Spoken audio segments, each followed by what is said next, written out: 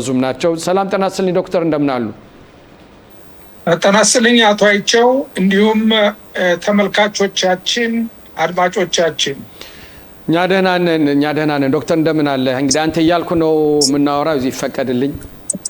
የተፈቀደ ነው።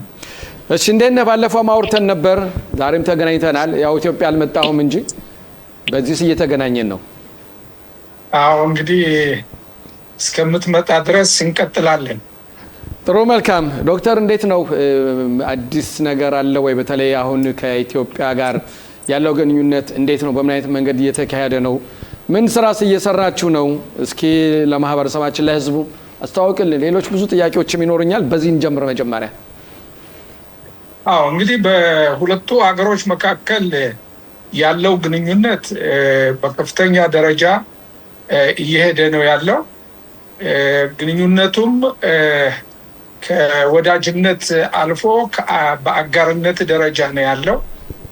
በሁሉም አቅጣጫ ዛሬ የኢትዮጵያና የእስራኤል ግንኙነት ያለምንም ገደብ ያለምንም እክል በሁሉም አቅጣጫ ከፍተኛ የሆነ ትብብር ነው ያለው። ሁለቱም ህዝቦች ከልብ የሚዋደዱና የረጅም ዘመናት ታሪክና ባህል፣ ሃይማኖት የተሳሰረ ህዝብ ስለሆነ እነሆ ዛሬ በዘመናዊ መልክ በበለጠ በእርሻ ልማቱ፣ በጤና አገልግሎቱ፣ በፈጠራና በቴክኖሎጂው እንዲሁም በአቪዬሽን በአየር በኩል በንግዱ በኩል በደህንነት በኩል ከፍተኛ የሆነ ግንኙነት ነው ያለው። በዲፕሎማሲውም አንጻር በዓለም አቀፍ ጉባኤዎች ላይ እስራኤል ኢትዮጵያን ትደግፋለች፣ ኢትዮጵያም ደግሞ እስራኤልን ትደግፋለች። ሁለቱም ሀገሮች በመናበብ በመመካከር የጋራ ህዝባቸውን የጋራ ዜጎቻቸውን ደህንነት፣ እድገት፣ ብልጽግና ለመጠበቅ ሁለቱም ሀገሮች በከፍተኛ ደረጃ ወዳጅነታቸውን አጠንክረው አጋርነታቸውን አጠንክረው ይገኛሉ።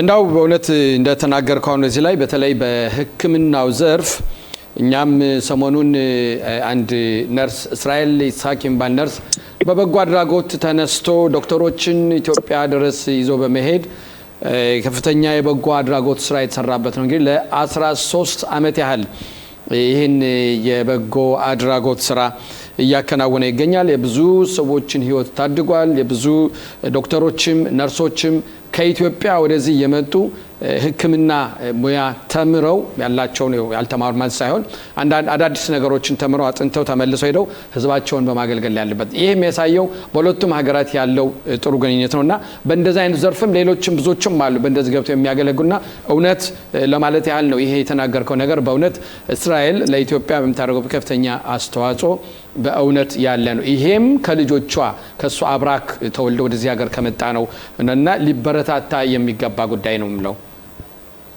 በትክክል በእውነት የበጎ አድራጎት ድርጅቶች ዛሬ በብዛት ለትርፍ ሳይሆን የሁለቱ ህዝቦች ስር የሰደደ ግንኙነት በመኖሩ ዛሬ የእስራኤል በጎ አድራጊ ድርጅቶች በጤና በኩል በእርሻ ልማት በኩል ከፍተኛ አስተዋጽኦ እያደረጉ ነው።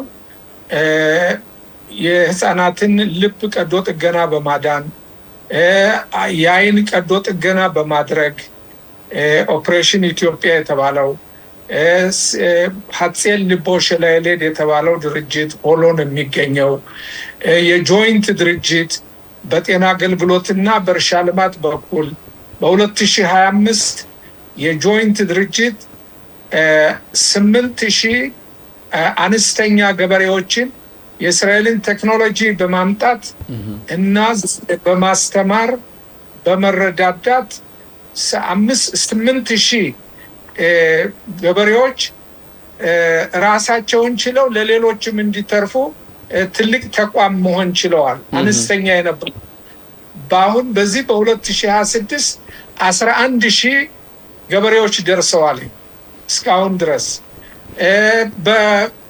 በሌላ በኩል ሌሎች ድርጅቶችም እንደዚህው በሕክምናው በኩል ስኮላርሺፕ በመስጠት ለዶክተሮች እና ለነርሶች እንዲሁም ደግሞ የእስራኤል ዶክተሮች ከዚህ በመምጣት በማሰልጠን በኩል በዚህ ሁሉ ከፍተኛ የሆነ ትብብር ነው ያለው። በእርሻውም ልማት እንደዚህው መንግስት ለመንግስት ባለውም ፕራይቬት ኢንቨስተር ወይም ደግሞ የግል ባለሀብቶች ደግሞ መጠው ልማትን በመክፈት በኩል ንግድን በመክፈት በኩልም በባህልም በኩል የጋራ የሆነ የባህል ጥንካሬን ደግሞ እናሳያለን። የኢትዮጵያ አርቲስቶች እስራኤል ይመጣሉ። የእስራኤል አርቲስቶች ኢትዮጵያ ይመጣሉ። የኢትዮጵያ አርቲስቶች እስራኤል ይመጣሉ። በዚህ ሁኔታ ላይ ከፍተኛ ጥንካሬ ነው ያለው። በንግዱ አንጻር በጣም የተጧጧፈና የተጠናከረ ነው። ይሄ በቂ ነው ማለት አይደለም። የበለጠ እየሰራን ነው። እንዳው ኢትዮጵያ ውስጥ ሳይሆን በእውነት አንተ በመንግስት ደረጃ የሚሆን ኢትዮጵያና እስራኤል ያለውን ግንኙነት የበለጠ እየተገናኘበት የመጣበት ሁኔታ የሚታይ ነው። ህዝብ ለህዝብ ያለው ግንኙነት እንዴት ነው? ከኢትዮጵያ ወደዚህ ብዛት ያላቸው ሰዎች ይመጣሉ፣ ከዚህ እናውቃለን ብዛት የሚሄዱ አሉና ከዛ ወደዚህ የሚመጡ ሳሉ በእናንተ በተለይ በኤምባሲ በኩልስ የሚጠይቋችሁ ብዙ ነገሮች አሉ ወይ? ወደዚህ ለመምጣት በተለይ ለጉብኝትም ሌላ አንዳንድ ለኢንቨስትመንት ስራዎች? አዎ እንግዲህ በህዝብ ለህዝብ ያለው ግንኙነት እጅግ በጣም የጠነከረ ነው። እንደሚታወቀው ከእስራኤል ሀገር በተለይ የኛ የቤተ እስራኤል ማህበረሰብ ወገናችን ከ180,000 በላይ የሚገኘው ተወልዶ ያደገበትን ወንዙን፣ ሸንተረሩን፣ ተራራውን ለማየት በብዛት ለጉብኝት የሚመጡ አሉ። በንግድም ዓለም ውስጥ ከኢንቨስተርም ሆነው ደግሞ ፋብሪካ ሁሉ የከፈቱ አሉ ከኛ ማህበረሰብ። ከዚያም ደግሞ ከፈረንጆች ጋር አብሮ በአንድ ላይ በመጣመር የጋራ የኢንቨስትመንት በማድረግም የሚሄዱ አሉ። ፈረንጆችን ብቻቸውን የሚያካሂዷቸው ኢንቨስተሮች አሉ። በቱሪዝም በኩል ያለው በጣም የተጠናከረ ነው። ከኢትዮጵያም ወደ እስራኤል የሚመጣው በተለይ እንደሚታወቀው 7 አብያተ ክርስቲያናትና ገዳማት በኢየሩሳሌም በእስራኤል ሀገር ስላለ ይህም ንብረት ደግሞ የተጠበቀ ስለሆነ በዚያ ለማገልገልም ሆነ ደርሰው ጎብኝተው ለመመለስም ደግሞ ብዙ በየጊዜው ወደ እስራኤል ሀገር ይጓዛሉ። በንግድም አንጻር ብዙ በቡና፣ ጤፍን፣ ሰሊጥን እንዲሁም ሌሎችንም ጥራጥሬ ከኢትዮጵያ ወደ እስራኤል በማግባት በጣም ከፍተኛውን ቦታ ይዟል። ለምሳሌ ባለፈው ዓመት በምክትል ጠቅላይ ሚኒስትሩ እጅ ኤምባሲያችን ሽልማት ተቀብለናል። እኔ ነበር የተቀበልኩት ከምክትል ጠቅላይ ሚኒስትሩ። የምን ሽልማት ነበር? ሽልማቱ ጤፍን ወደ የኢትዮጵያን ምርቶች ወደ እስራኤል በማግባት በተለይ በጤፍ በኩል አንደኛ ደረጃ ነው ያዝነ ከሌሎች ሀገሮች። ምክንያቱም ግልጽ ነው የኛ ማህበረሰብ ጤፍን አምርቶ ሲበላ የነበረ ህዝብ ነው እዚህ ያለው እኮ። ስለዚህ ጤፍ በብዛት ይገባል፣ ቡናም እንዲሁ በብዛት፣ ሰሊጥም። በዚህ ሁሉ በእውነት ወደ እስራኤል የሚገባው የታወቀ ነው። እንደገናም ቴክኖሎጂካል ውጤቶች የሆኑ ምርቶች የሆኑትን ደግሞ ከተላቪቭ ከእስራኤል ወደ ኢትዮጵያ ይገባሉ። ይሄንን በ4 ሰዓት ውስጥ ለማፋጠን የኢትዮጵያን የህዝብ ማጓጓዣ አውሮፕላኖች የእስራኤል የአየር ኢንዱስትሪ ፋብሪካ እነዚህን አውሮፕላኖች ወደ ዕቃ መጫኛ ካርጎ ፕሌን ቀየራል። በዚህ ምክንያት በመርከብ ብዙ ጊዜ ከመውሰድ በ4 ሰዓት ውስጥ ጤፉም፣ ሰሊጡም፣ ቡናውም፣ ሌላውም አልባሳትም ሁሉ በ4 ሰዓት ውስጥ ተላቪቭ ይገባል፣ ከተላቪቭ ቦሌ ይገባል እና ይሄን የመሰለ ሁኔታዎች ነው ተሻሽሎ ያለው። በሌላም በኩል ያሉት ሁኔታዎች በዲፕሎማሲውም ሆነ በደህንነቱም በኩል በጥሩ ሁኔታ ላይ ነው ያለ። ብዙ መስራት አለብን፣ ብዙ መጠናከር አለብን። አዎ ይሄ በተለይ የኢትዮጵያን አየር መንገድ በተመለከተ ከእስራኤል ሂደው ያስተማሩና በተለይ ይሄን የህዝብ ማመላለሻውን አውሮፕላን ወደ ካርጎ በመቀየር ትልቅ አስተዋጽኦ ከሰሩትም በቅርብ እንኳን የማቃቸውም አሉ። በኢትዮጵያ በእስራኤል የአየር ኢንዱስትሪ ውስጥ ገብተው የሚያገለግሉ ከኛ አብራክ ይወጡ በጣም ደስ የሚለው ከኛ አብራክ ይወጡ ሂደው እዛ እነሱን ለማሳየትና ሲነግሩኝም በጣም በጥሩ ሁኔታ እንደተቀበሏቸውና ይሄን ያህል ብዙ ጊዜም እንዳልወሰደ ወዲያውን የልምድ ልውውጥ አድርገው ይሄን አሻሽለው እንደመጡ እንደው በቅርቡም እንደዚህ አይነት መልእክተኞች እንደሚሄዱም የሰማሁት ሁኔታ አለ። ከአፍሪካ ጋር ያለው ግንኙነት እንዴት ነው? እንዴት እየተመለከትከው ነው ያለ ዶክተር? ከአፍሪካ ጋር ያለው ሁኔታ እንደሚታወቀው በአፍሪካ አንድነት ድርጅትም ውስጥ ያው አምባሳደርነት የዚያም ስለሆነ 55 ሀገሮች አገራቸውን የሚወክሉ የ55 ሀገሮች ኤምባሲዎች ወኪሎች በዚህ በአዲስ አበባ ላይ ይገኛሉ። የድርጅቱም ጽህፈት ቤት በአዲስ አበባ ነው የሚገኘው። ስለዚህ እስራኤልም ደግሞ በዚህ ሁኔታ ላይ ከፍተኛ ሚና ትጫወታለች።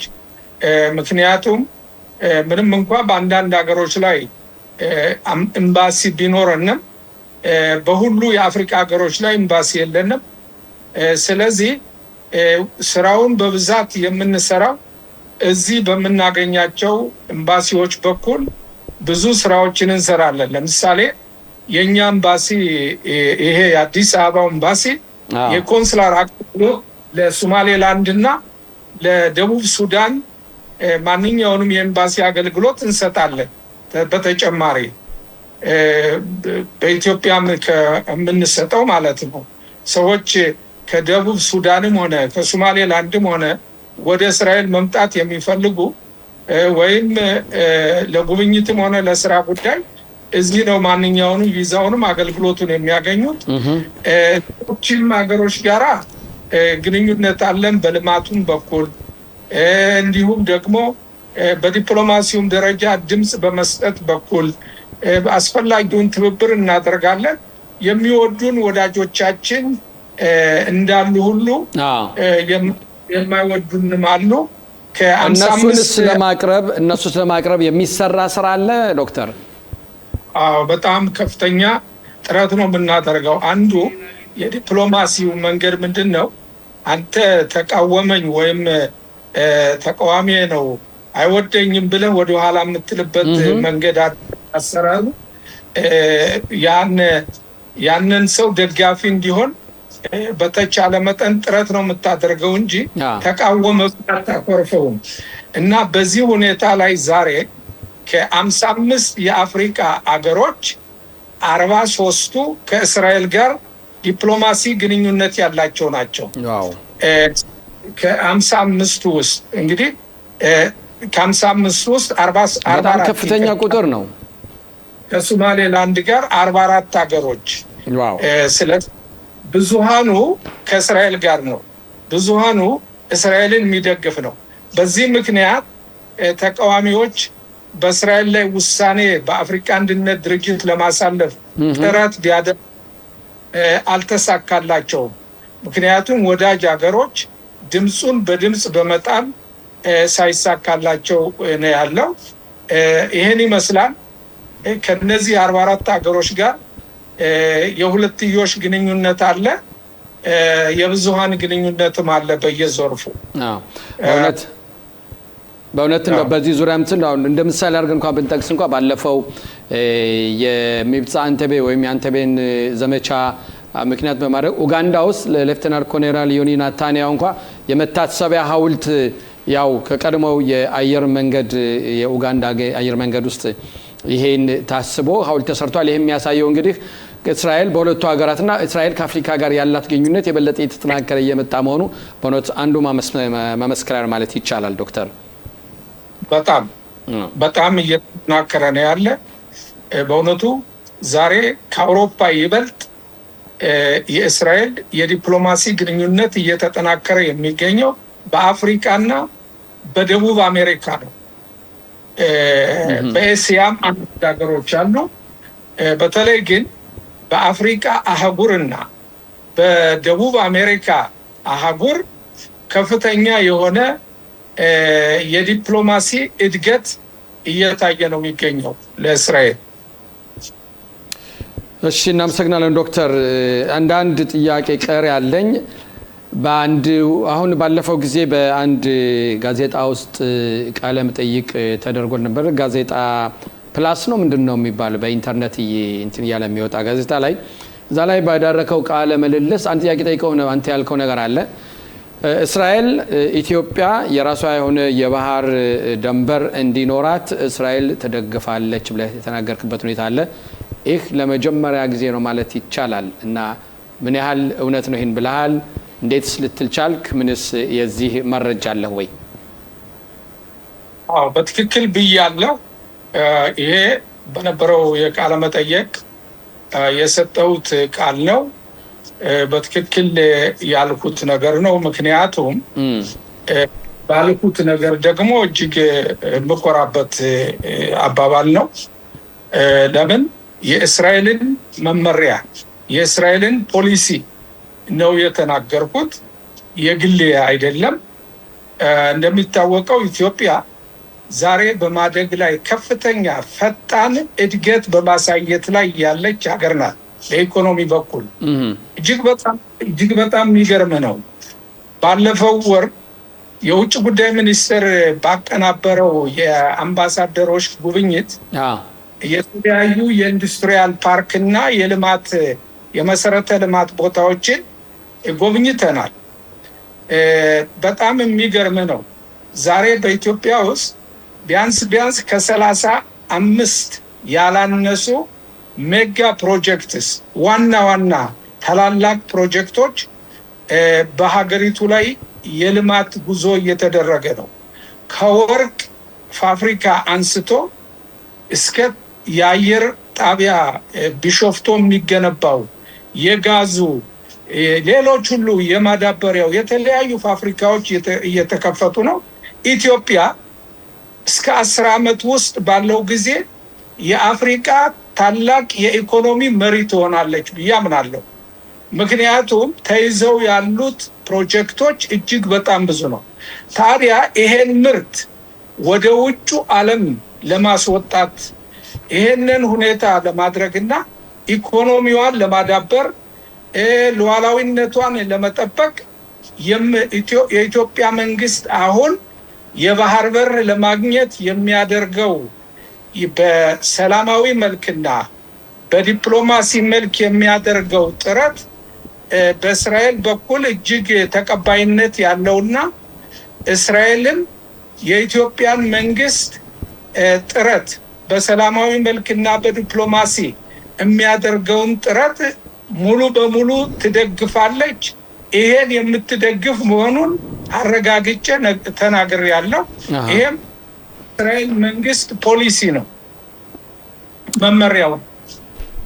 እሺ ዶክተር እጅግ በጣም እናመሰግናለን ስለነበረን ቆይታ። ሌላ ቀረ የምትለይ ነገር ካለ በለኝና በዚሁ እንሰነባበት።